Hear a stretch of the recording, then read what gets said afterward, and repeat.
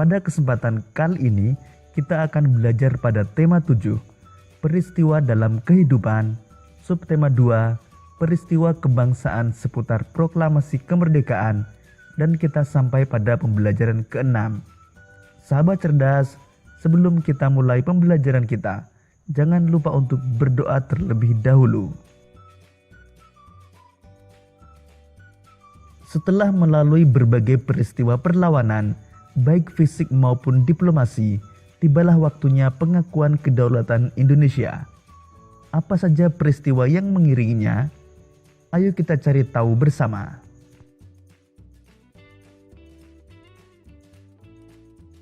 Peristiwa pengakuan kedaulatan Indonesia oleh Belanda.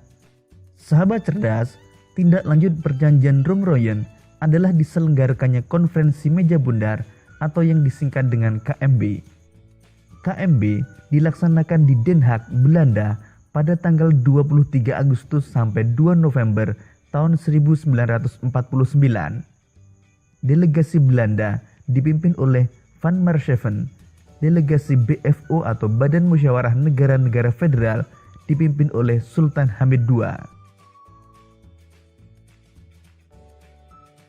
Hasil konferensi meja bundar adalah sebagai berikut. Pertama, Belanda akan menyerahkan sepenuhnya kedaulatan kepada Republik Indonesia Serikat pada akhir bulan Desember tahun 1949. Kedua, penyelesaian masalah Irian Barat ditunda setahun kemudian setelah penyerahan kedaulatan pada Republik Indonesia Serikat.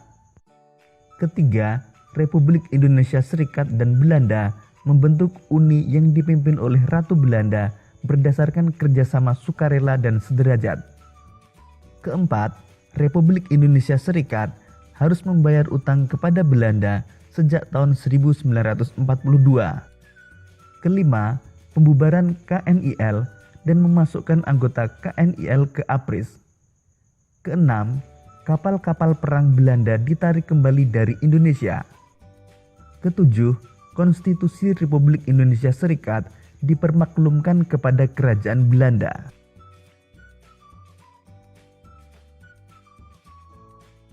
Selain itu, hasil KMB juga mengembalikan wilayah-wilayah Indonesia menjadi satu kesatuan kecuali Irian Barat.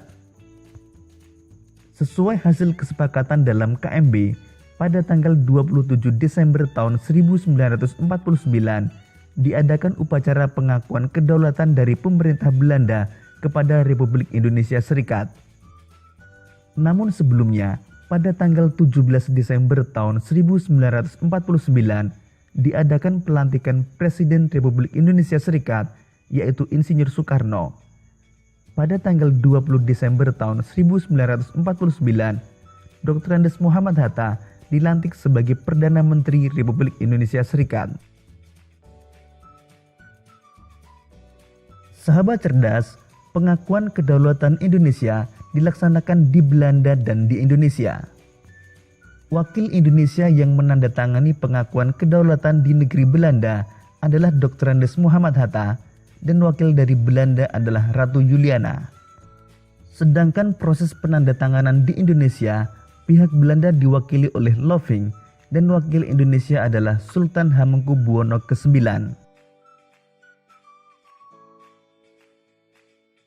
Sahabat cerdas, dengan adanya peristiwa konferensi meja bundar dan pengakuan kedaulatan Indonesia, bangsa Indonesia telah terlepas dari penjajahan. Bangsa Indonesia telah benar-benar menjadi negara merdeka dan berdaulat. Oleh karena itu, Indonesia berhak menentukan nasib bangsanya sendiri tanpa campur tangan dan tanpa penindasan dari negara lain. Hal inilah yang patut kita syukuri. Bersyukur kepada Tuhan atas karunia berupa bangsa dan negara Indonesia merupakan bentuk cinta tanah air.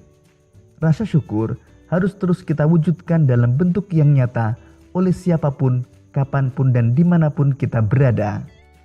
Sekarang cobalah nyanyikan lagu syukur berikut ini bersama teman-temanmu dengan khidmat. Kemudian pahamilah makna lirik atau syairnya.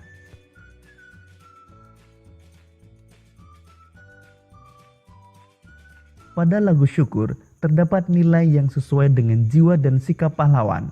Di antaranya, nilai cinta tanah air. Sikap patriotisme akan muncul saat nilai cinta tanah air sudah tertanam dalam sanubari, sehingga setiap individu akan terpanggil untuk membela, mengabdi, dan melindungi Indonesia dari segala ancaman.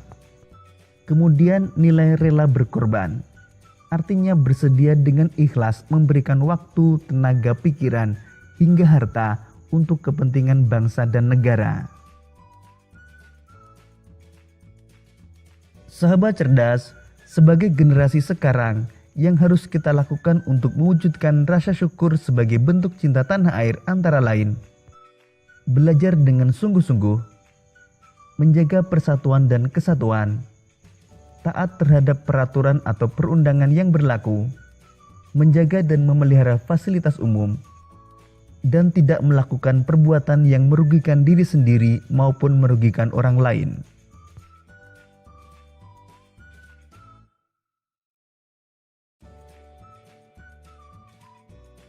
Bersyukur sebagai negara merdeka harus terus kita wujudkan dalam setiap kesempatan, kapanpun dan dimanapun. Rasa syukur sebagai bentuk cinta tanah air dapat kita lakukan dengan berbagai hal.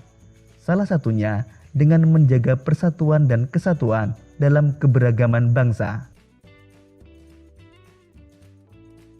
Sahabat cerdas, tahukah kalian, anak-anak dari berbagai penjuru Nusantara saling bertemu dan berkenalan di Jakarta pada tanggal 14-18 Oktober tahun 2003. Mereka mengadakan konferensi.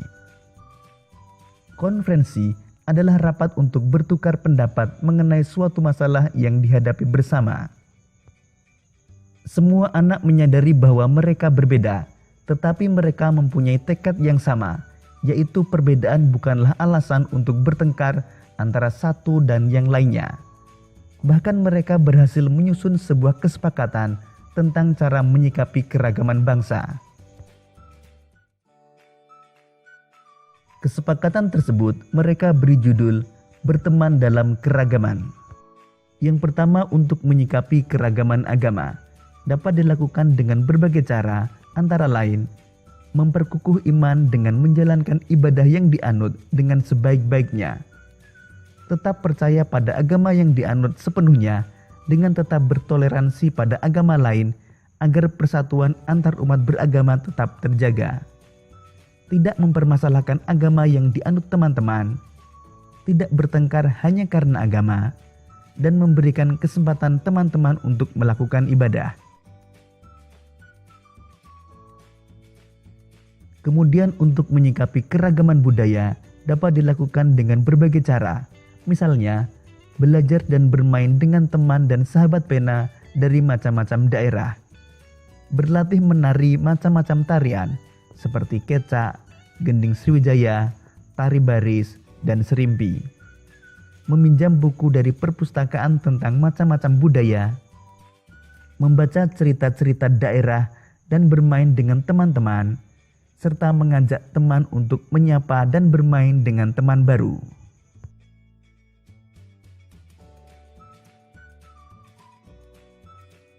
Demikian tadi sahabat cerdas pembelajaran kita pada tema 7, subtema 2 dan pembelajaran ke-6. Sampai jumpa pada pembelajaran berikutnya. Tetap semangat dan selamat belajar.